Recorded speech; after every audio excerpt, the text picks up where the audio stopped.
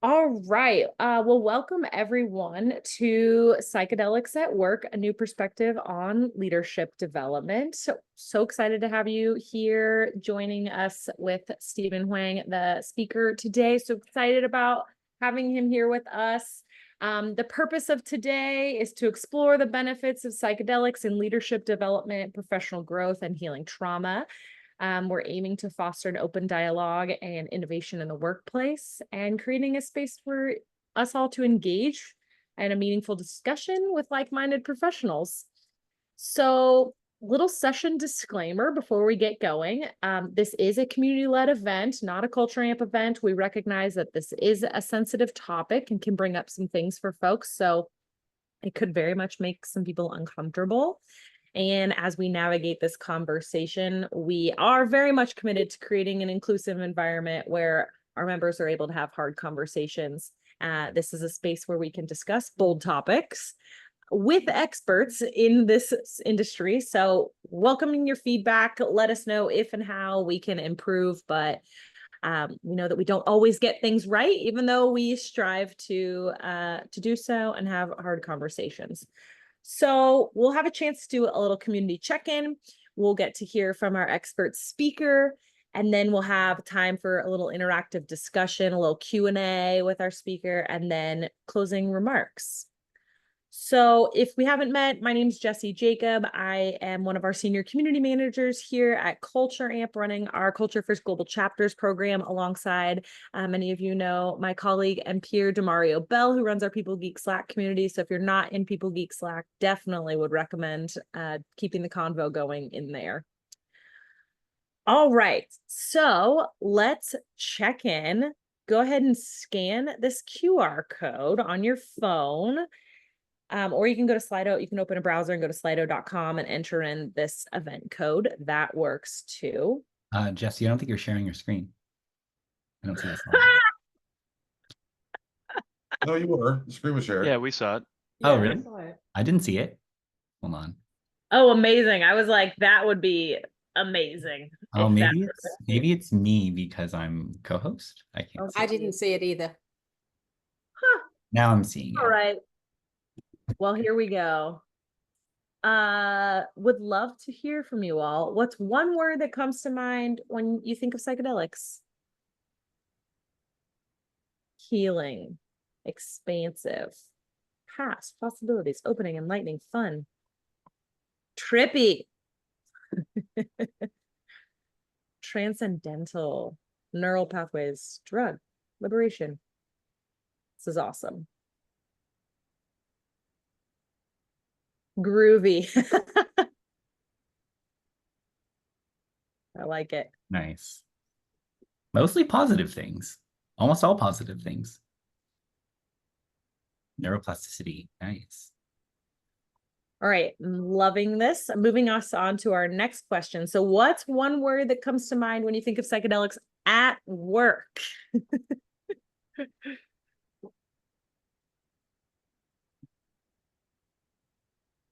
Taboo. Huh?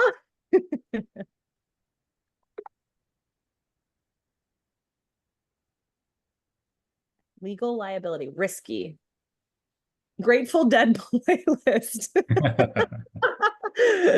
Conventional. Nope. A lot of scary things. Yeah.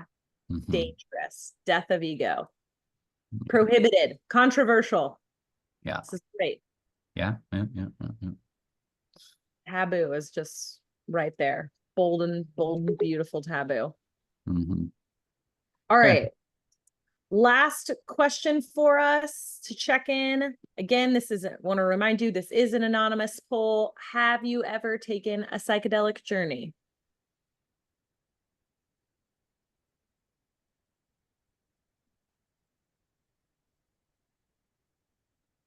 All right, give folks a few extra seconds here to answer this one.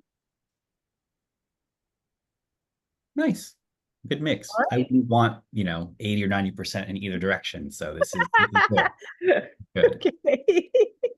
Good to know that we have people that I'll be able to speak to, but I also need to get the basics down for some folks. Good mix. All right. I love it. Well, thank you all for checking in with us. Love to see where we are. If this is your first opportunity engaging with our Culture First community, here's a little rundown of who we are. And if you're a returner, it's just, reinforcing who we are and what we're all about. So if we are a group of people around the world united in the shared belief that a better world of work is possible. And I always like to say, and by golly, we are willing to do something about it. We have 5 core principles, and this is the glue that holds us all together. We now have 100 global chapters with local communities hosting their own gatherings. We don't dictate the content, but we do ask that they read these principles and that we all embody these here today. So this is the culture within the Culture First community, if you will. So we're all about fostering belonging and acceptance, letting people feel seen, valued, and appreciated for just being them and showing up. We're all about being willing to reflect and grow. If we're on this mission to transform the future of work, that goes back to our organizations doing the work, but ultimately that starts with us being the change we want to see in the world and being willing to turn that mirror around and saying, what can I do? How am I showing up? The 3rd core principles have the courage to be vulnerable. This idea, we're constantly wearing masks and labels, and we have different ways of identifying one another. But if we're able to own those identities and be more of our authentic selves, it gives other people permission to also do the same. And then we hit in this vulnerability loop and dance where it creates more trust and psychological safety to keep doing this meaningful work together. 4th core principle is putting learning into action. We hope that you learn a lot today and you're inspired, and this content is not just in one ear and out the other. We hope you're inspired to take action as a result of what you've learned.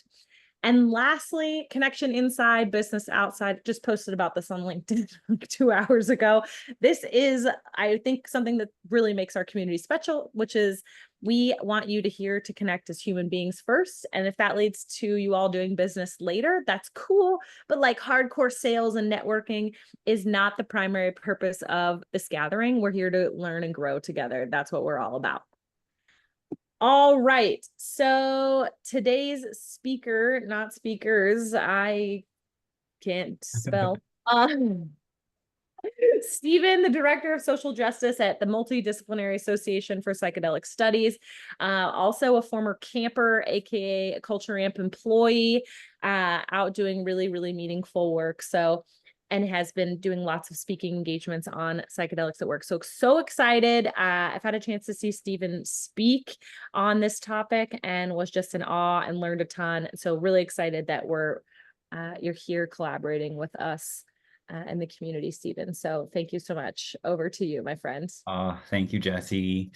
Hi, everyone. It was really, I just got a moment of seeing that have the courage to be vulnerable, because that's not only a Culture First community principle, but it's actually one of Culture Amp's values. And when I joined Culture Amp in 2015, a long time ago, I left in 2020, I was talking about psychedelics at work. I was like, all right, you want me to be vulnerable? Like, I'm going to tell you like how I got into this work and how I think about DEI and this important thing in my life.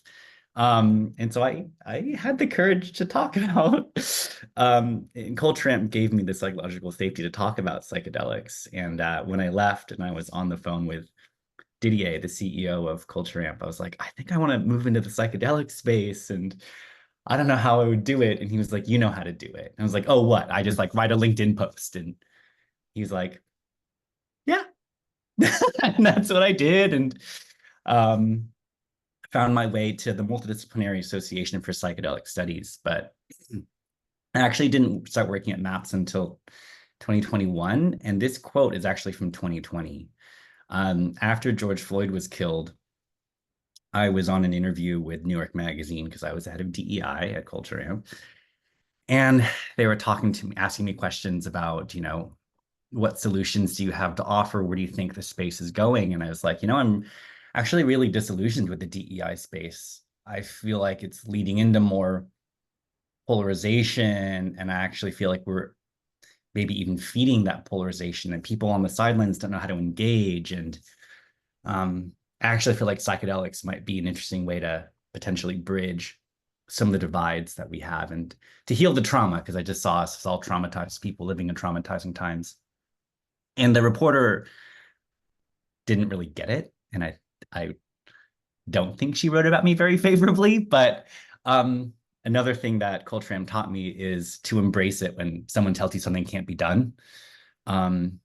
It's just kind of like, hold my beer and get out of the way then, because I'm going to go do it. And that's really what I'm here to talk about today, is that I believe that psychedelics can usher in a new perspective and a new way that we think about leadership development and coaching.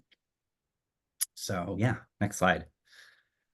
Okay, another fun story. So this is the Kinkara Center in Costa Rica.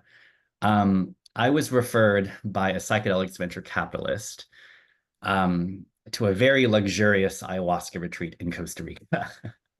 that top left kind of green space is an airstrip where helicopters land and drop off CEOs and executives. There were a few celebrities there as well that you would know of, but I won't leave their names out.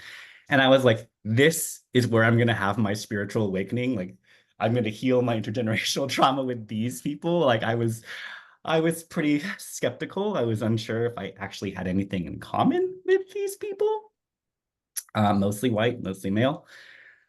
But I was going to trust the process, and I'm really glad that I did. Ayahuasca is a pretty powerful psychedelic. You do vomit into buckets for hours while hallucinating. And the next day, you have a processing circle to really digest and try to attempt to make sense of your visions and what that means for you. And that's where I learned how much that I did have in common with a lot of these CEOs and executives, and that we were all holding a lot of trauma. Abuse, neglect, sexual abuse, mostly from the people that were supposed to love us and protect us. And in some of those cases, we learned that those people were abused and neglected, and there was this cycle of abuse and trauma being handed down. And I realized that this was a group of people that I could relate to, and so began a process of healing.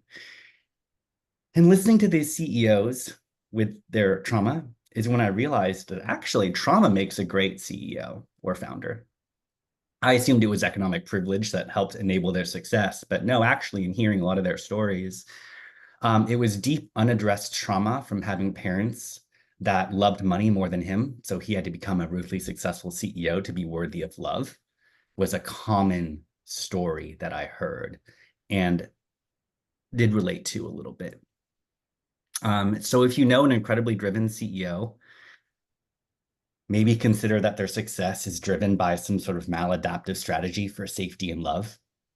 And I don't, in that moment, up until that moment, I don't think I'd ever felt bad for a straight white male successful CEO, but now I see them and I want to like hold their hand and be like, are you okay?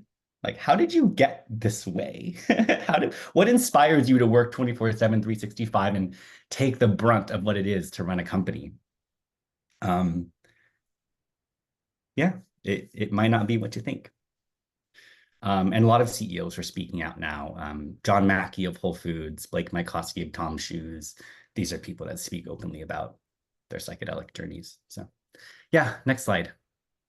Okay, so this slide is a bit of a disclaimer that Jesse kind of preluded to. This is kind of just where we are today. So the safety and efficacy of most psychedelic-assisted therapies are currently under investigation. And a key thing to point out here is that the FDA is the arbiter of safety and efficacy, whether we like that or not. And the other key word to hone in on is psychedelic-assisted therapy and psychedelic-assisted leadership development. The drugs alone aren't it. The thing is these drugs can assist you in what you're doing. You still have to do the work. And at the heart of many of these therapies is this belief that we have an inner intelligence to become a better leader or to heal ourselves. And this is under investigation. This is actually a pretty controversial thought, because this is not how traditional pharmaceutical medicines work. They believe, the way that we approach drug development is you have this disease or this indication and the drugs treat that. And it's the drugs that are doing the work, not you.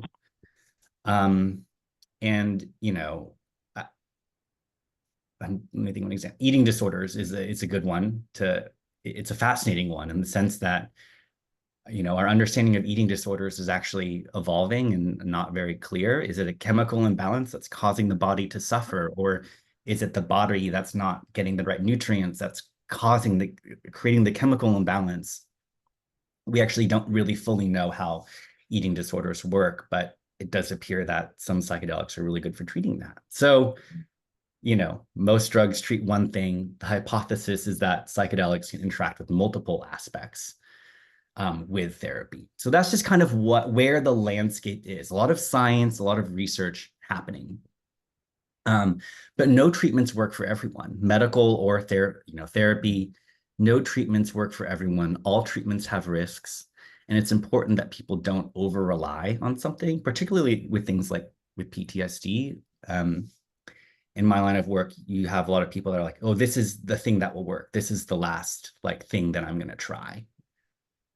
And they put a lot of their hope into this one treatment. And so we really have to tell people it doesn't work for everyone. And it might not work for you, just to really temper people that are in really sensitive or dysregulated spaces. I'm getting a question about ketamine therapy, and that's where the legal landscape is really evolving. Ketamine therapy is actually legal and prescribable in all 50 states. Ketamine has been legal since 1970. It's prescribed off-label for depression and anxiety, except for Spravato, which is a different form of ketamine that's run by Johnson & Johnson. So all sorts of things are evolving. Psilocybin's illegal in most states and in most places. Ketamine therapy is actually available as an employer-sponsored benefit. I know folks from Miko were on the call. There's 2 other companies that are also offering ketamine therapy as an employee benefit. So it's already kind of entering psychedelics at work. Ketamine, Peter, it's an anesthetic. It's a dissociative anesthetic. So you're probably it's most commonly used at the doctors or in surgery. 1/10 of what you would use in a surgery is used in ketamine therapy. And I'll kind of get into how psychedelics work on the brain in a little bit. Yes, Aspen, living in Colorado, psilocybin has been decriminalized. Yes, that's right. And interestingly, the FDA could approve MDMA therapy by August 11th. So in 10 days from now, the FDA initially set their decision date on August 11th. The FDA has never approved a drug with therapy before. So it's a big question mark as to whether this is going to happen or not. It could happen August 11th. It could happen before. It could happen after. It could not happen. We don't know. But there's been a lot of research published, double-blind, placebo-controlled research on MDMA-assisted therapy. So we're at a really important inflection point. And if that does get approved, we could see that offered as an employer-sponsored benefit. I would hope so as well. It's on the horizon. Okay, so this is where I want to dive into explain how psychedelics can enhance learning and development and personal growth. And I will say, I am working on my delivery with this slide. And I love that 2/3 of you have done psychedelics and 1/3 haven't. I'm going to try to weave in neuroscience to explain how psychedelics work on the molecular level to enhance leadership development. So it might feel a little technical, but I'm also trying to balance the woo-woo that I have in me. So here goes. In the brain, psychedelics act like neurotransmitters that act on and they activate certain brain receptors on certain neurons. Psychedelics that act on the serotonin receptor make it more receptive to inputs. So you're kind of turning up the dial. And the reason I say you're turning up the dial on our consciousness is because there's a heavy concentration of serotonin receptors in the transmodal association cortex, which has a big overlap with your default mode network. It's okay if you don't know what these things are. What you need to know is that these are the parts of the brain that are the most advanced. They're the most evolutionarily recent. So this is the part of the brain that sets humans apart from chimps. It's where we have complex human emotions and behaviors. It's the part of the brain where we view who we are. They're the human defining parts of the brain. And we're turning up the dial and taking more inputs on this part of the brain. We're amplifying our consciousness. Next bullet point. So this is that neuroplasticity that someone mentioned in that first Slido poll. Psychedelics enable and increase neuroplasticity, which is the ability of the brain to rewire itself. So on the molecular level, you have new neurons, and the density of our synapses in our brain are increasing. So your brain network is becoming more integrated. Different parts of your brain are less distinct from each other. There are like research and science papers and labs kind of doing and measuring this work. I feel so smart when I say this, like I should be wearing like a lab coat or something, you know? I'm really just repeating back what I've read in research and talking to scientists. Neuroplasticity is how we learn things. It's how we recover from injury. It's how we adapt to new experiences. So let's apply this to leadership development or personal growth and trauma with there's trauma with a capital T, and I also like to say there's trauma with a little t, like difficult experiences, a really disrespectful manager, a failed startup, an environment with a lot of microaggressions. I call that trauma with a little t, just because I've been exposed to a lot of capital T trauma. So the trauma that we experience really, they create maladaptive mental models. So a common maladaptive mental model that I have, and many actually Asian Americans have, is I'm not going to take up space at work. That's not how I was raised. That's not how my parents were raised. And we have these mental models of how we're supposed to show up for safety and for love. Psychedelics can disrupt this maladaptive thinking.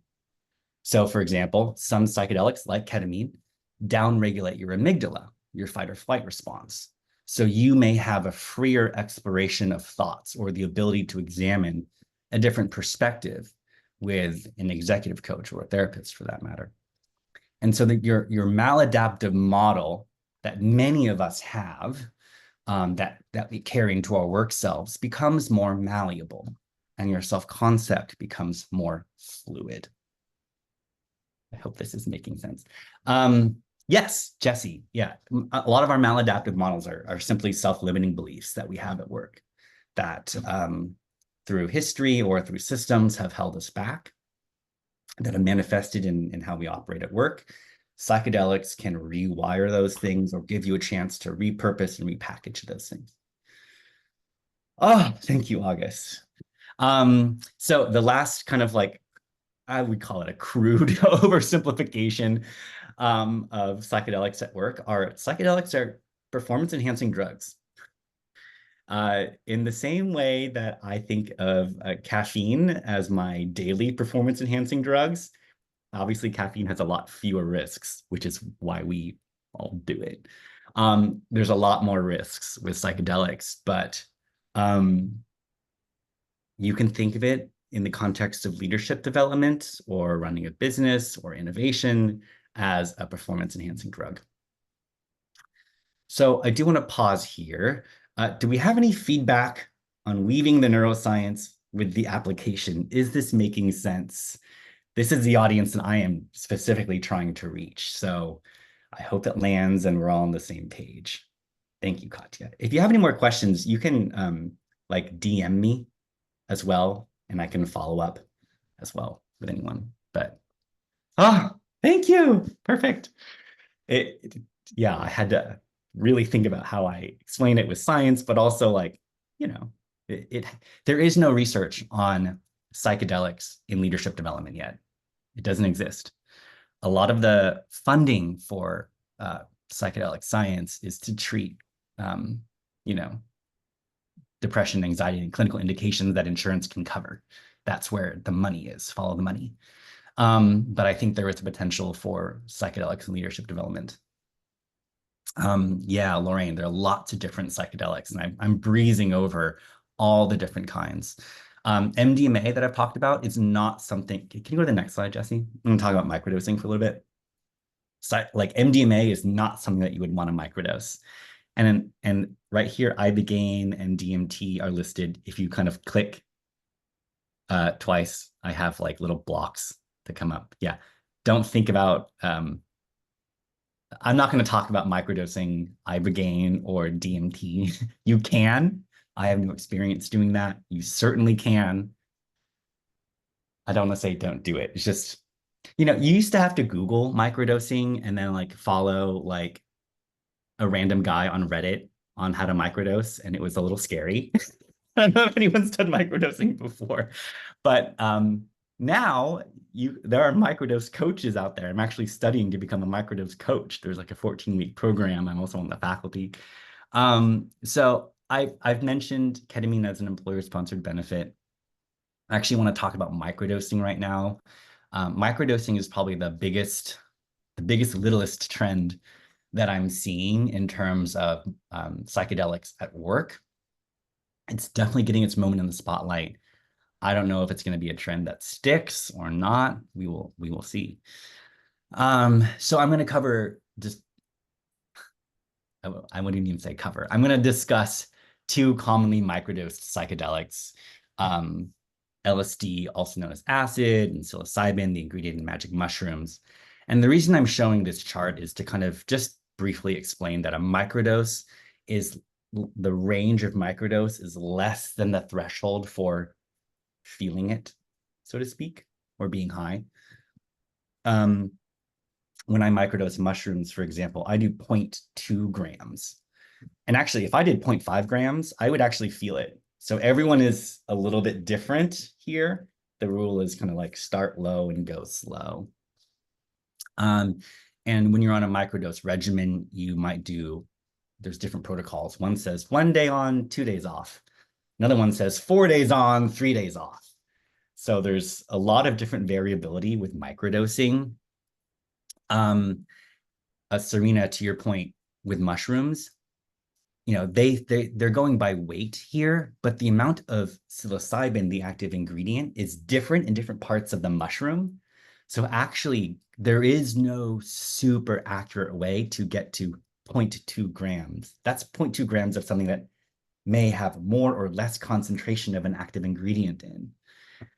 Different strains of mushrooms are different. And of course, the way that every body processes psilocybin is different. So there's just lots of different ways to approach microdosing.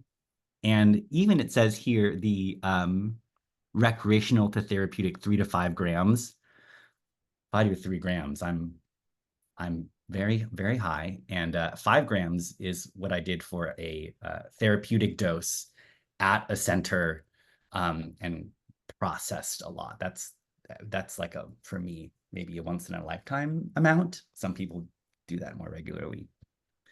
So anyway, what I'm trying to get across here is that microdosing is something that a lot of people are experimenting with, even though there's very little published research on microdosing in general.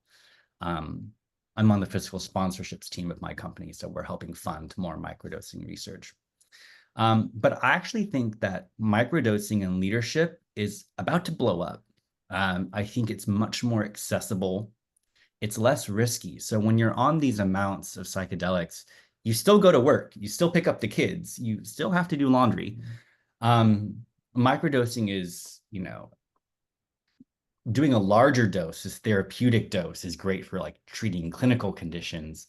Microdosing is more the level of performance enhancing drugs. And when I talked about with that reporter about, I think microdosing CEOs might be more open to accelerated change, I was projecting a little bit because the way I developed a lot of my thinking and ideas and just how I worked in the DEI space was really enabled by psychedelics. I didn't grow up thinking I was going to be head of DEI. I worked in the insurance industry. I worked in analytics before. I didn't know what unconscious bias was. I didn't know what intersectionality was.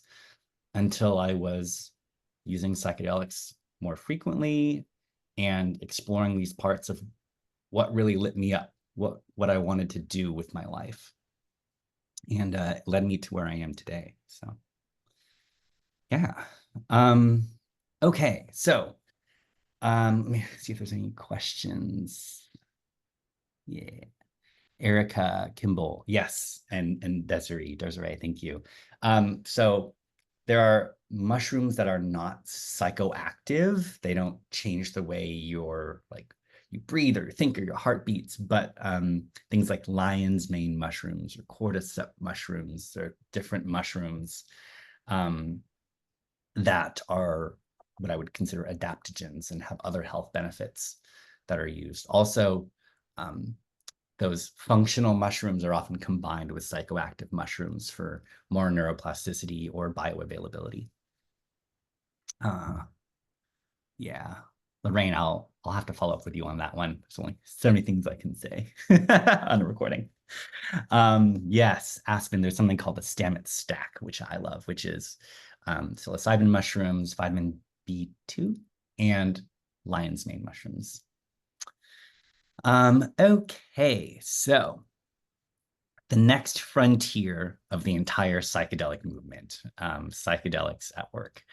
I think we're in a really pivotal moment with psychedelics. There's actually a lot of public perception polling funded by people that are either trying to write legislation or people that are investing in companies. They do a lot of polling. And what all of those polls show is, in my mind, we're kind of there. So most Americans, something like 51% of Americans of registered voters, know someone that has taken a psychedelic or taken one themselves. So a first-degree connection to psychedelics. You know, at the beginning of this call, 2/3 of you had done one, and now 1/3 of you maybe know someone that has, because we're about to share some stories as well. So that number is just kind of increasing, and I feel like that momentum is really happening. You can access ketamine therapy through your employer if you work with a company like Nico.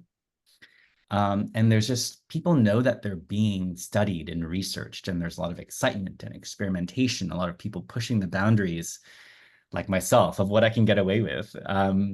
It's a bit of a pivotal moment. And pivotal meaning this could be the biggest catalyst for mass mental health, or it could very much go the other way. Lots of people could be harmed. People could die. Like these are, remember last year when a pilot tried to crash a plane? He was on psychedelics. You remember that? That happened. Like this is not a guaranteed thing that will benefit everyone. This could very much go the other way. So a pivotal moment that we are trying to apply lessons from the cannabis legalization or decriminalization movement. We're just trying to figure out how this sticks. I see a probable pathway that it's the biggest health and healing innovation that we've seen in decades, and only available to rich white people and out of reach by a lot of marginalized communities that have the most to benefit and gain. Don't have a crystal ball, but that is one possibility that capitalism tends to produce. What I am confident about in the next few years, and this is something that I have here on the slide, is we really need to get this harmonious balance between individual liberty, equitable access, and public health. Individual liberty, nobody should be criminalized for exploring their consciousness. Equitable access, in my opinion, starts with FDA approval, so we can have insurance coverage, Medicare, and VA healthcare coverage. That's what I'm kind of working on now. And have patient assistance for people on the margins that don't have access to those things. And public health. We risk losing all of our progress if we don't have safety guidelines, appropriate regulations according to risks, ethics boards, and ethics standards, and lots of public education, people that are willing to talk about the risks and what can go wrong. Not abstinence, sex education like that, not DARE programs, but real public education that educates people on how to use these things safely and with a lot of reverence, because you are doing things to your brain. And some psychedelics are not good for people, or have been really under-researched in people, and things can go wrong. So yeah, I really feel like, psychedelics at work is the next frontier, because if you are able to get your psychedelic experience through your employer, you are getting individual liberty, equitable access, and public safety and public health. Like there are mushroom churches popping up in San Francisco and in other places, and in other states too. Like, great, individual liberty, but some of those things aren't regulated. And there was some mushroom bars that went out that actually killed people in Florida. This happened in the last month. We need, you need regulation, but if you only focus on public health, you're going to miss out on some things. Or if you only go through the healthcare system, it's not going to be equitable. Getting these three pillars balanced is really tricky. But I think psychedelics at work and psychedelics through leadership development is a strong pathway. All right, last slide before I open it up to the floor, and kind of want to hear some of your stories about psychedelics in leadership development contexts. And I have plenty of things to share, but I'm also aware that I'm like the drug guy, and which is a hat that I love to wear. But you might actually probably learn most from the people in the community. So I just want to open up the floor to people that want to use the raise hand feature and share a story about their use of psychedelics in leadership development, if you feel so brave to share. We'll have time for a few stories, and I just usually have some tips for sharing a psychedelic story, just because many of you maybe haven't shared a story in a container like this. Is spend 1 to 2 minutes talking about who you were before your psychedelic experience. Spend 1 or 2 minutes talking about your psychedelic experience and what people might be able to relate to. So you don't need to necessarily talk about how the colors moved or like the intense visual that you saw necessarily, but describe your psychedelic experience. And then spend a little bit more time talking about your transformation, who you are now, what happened. Before I nailed this down, my dad was convinced that I was a drug addict.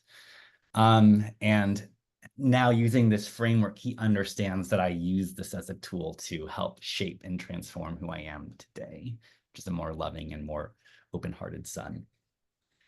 A quick note on trigger warnings: consider yourself warned. There are an infinite number of trigger warnings I could apply here. But just know that, listen to your nervous system. If you need to go off camera, if you need to leave, do what you need to do to protect yourself for what difficult conversations can come up. So before we open it up, can we just give Stephen a little bit of love and a praise and thank you and appreciation for bringing this? Yes, thank you. Thank you. All right, I've shared the instructions in the chat. Emil, I know that your hand's up first. Would you like to go? Would you be willing to kick us off? Yeah, okay. Definitely. I'm just absorbing the instructions. Go easy on me. Yeah, you're good. And also, sometimes I don't follow the rules. Stephen, for the disclaimer on this, take care of yourself, do what you need to do. If you need to step out, if you want to watch the recording later, whatever you feel comfortable with, wanting to make sure everyone feels safe to do what they need to do. Stephen, wait, you're on mute. What were you saying? I actually think we maybe should stop recording for the sharing piece. Oh, great. Let's do it. Hold on.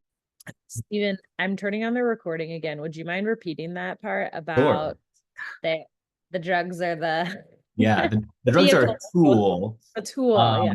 That create more neuroplasticity and malleability in your self-concept. But if you're looking to become a more inclusive leader, or you're trying to heal from an experience in your childhood that shapes who you are as a leader, like Emil, you work on those things after, in this period after your trip, where you're reworking and repackaging those memories. And I'm glad you brought up parts work, and people are chiming in with internal family systems. That's a great modality to use, I have found, after a psychedelic experience. And Kevin, one thing that I recently did is, you're used to talking to your parts in integration, have your parts talk to each other, which was something that I hadn't done before.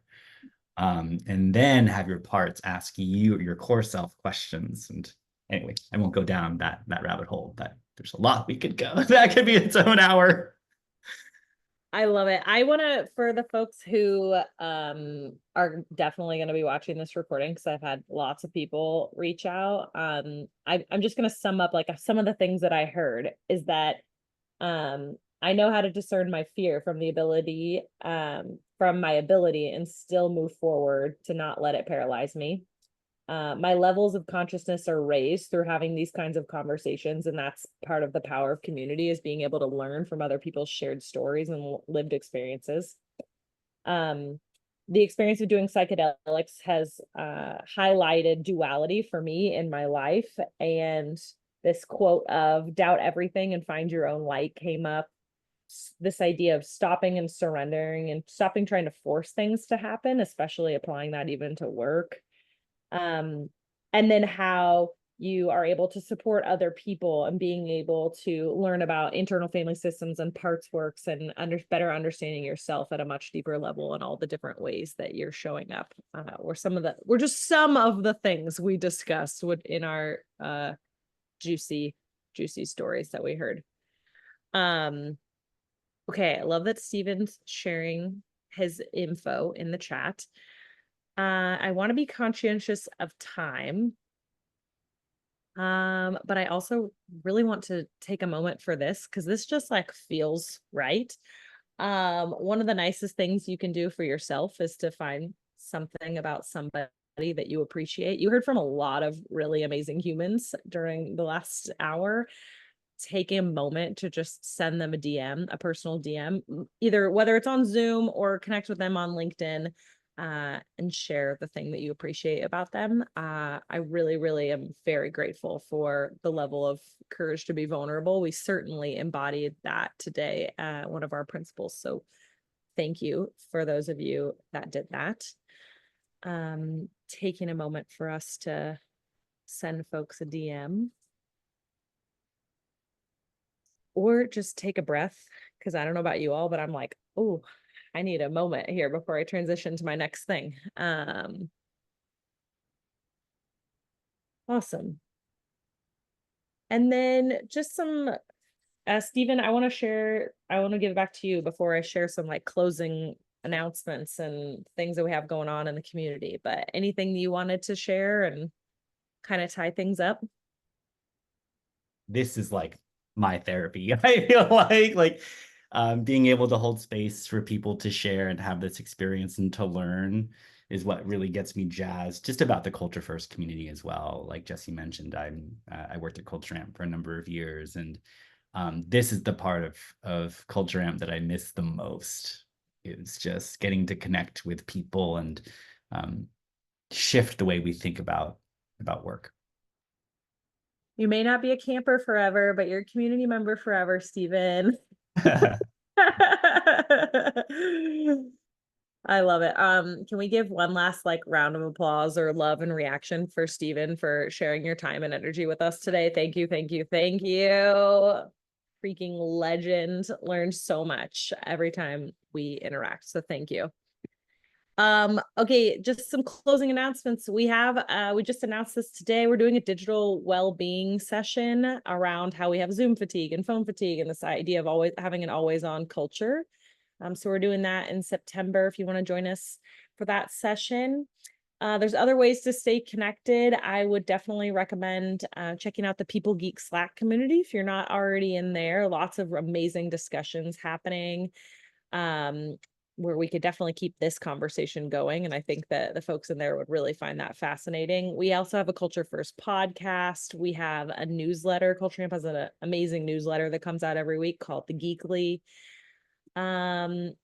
all of our content from Culture First Global that we just had back in May is available, and it's on demand. It's free. Esther Perel was there, Megan Rapinoe. We interviewed customers like NASDAQ, NASCAR, On Running Company, Deliveroo, things like that. So amazing sessions if you want to check that out. And I think that's it. You're always welcome to check out our local chapters if there's a local community near you, if you want to go and hang out with some folks IRL, or just hang out with other folks in your local near you is always helpful. All right. I feel like normally we do this thing called a clap out where we're like 1, 2, 3, clap, and then the Zoom shuts off. I kind of just feel like, and like it's really fun and it's high energy. So, but I'm also feeling like I just need to take a deep breath and like take a couple rounds of breath before I transition to my next thing. Unless we want to clap out. Can I No, Jesse, I think that's great. Do you want to do like three closing breaths? I love that. Thank you. I was like, Take it away. I need like a little more. The energy is a little bit different for me. So thank you all for being here. Cheers to co-creating a better world of work. I hope you're able to take just 3 rounds of breath with us before you transition into your next call or your next meeting or wherever you need to go pick up the kids. So thanks again for being here. And when you're ready, we'll just close our eyes, do a soft gaze, whatever you're comfortable with. And we'll just do 3 rounds of breath. We'll do 4 seconds in, 4 seconds out, 3 times, and then we'll transition on with our shared mission to create a better world of work. So when you're ready, go ahead and begin your 4 seconds in, 2, 3, 4, exhale, 1, 2, 3, 4, inhale, 2, 3, 4, exhale, 2, 3, 4, last one, inhale, 2, 3, 4, exhale, 2, 3, 4. And just noticing how you're feeling, checking in. Wiggling your toes, fluttering your eyes open. Awesome. Thanks for being here, everyone. This was awesome. Have a great rest of the day.